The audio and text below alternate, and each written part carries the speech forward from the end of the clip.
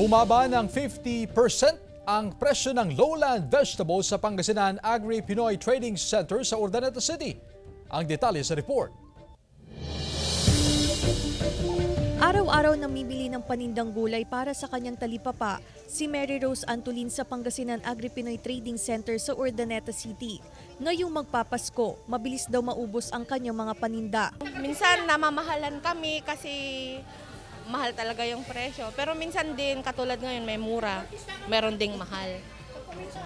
Kaya doon naman kami nakakabawi. Bumaba ng halos kalahating porsyento ang presyo ng gulay sa POP-TC. Ang siling Taiwan, dating nasa 130 pesos per kilo, ngayon nasa 90 pesos na lang. Dating nasa 25 pesos per kilo ang presyo ng upo, ngayon nasa 15 pesos.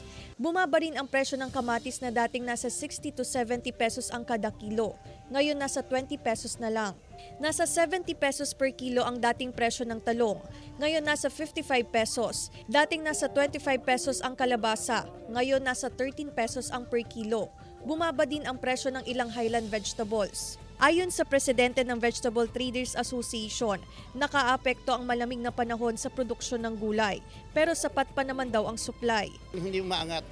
Pero yung mga nakaangat na, diretso pa rin ang supply. Samantalang nagsimula ng lumakas ang bentahan ng iba't ibang prutas sa Pangasinan, wala pa namang paggalaw sa presyo ngayong nalalapit na Kapaskuhan. Kasama si Jing Dakanay, Claire Lacanilaw, 1 North Central Luzon.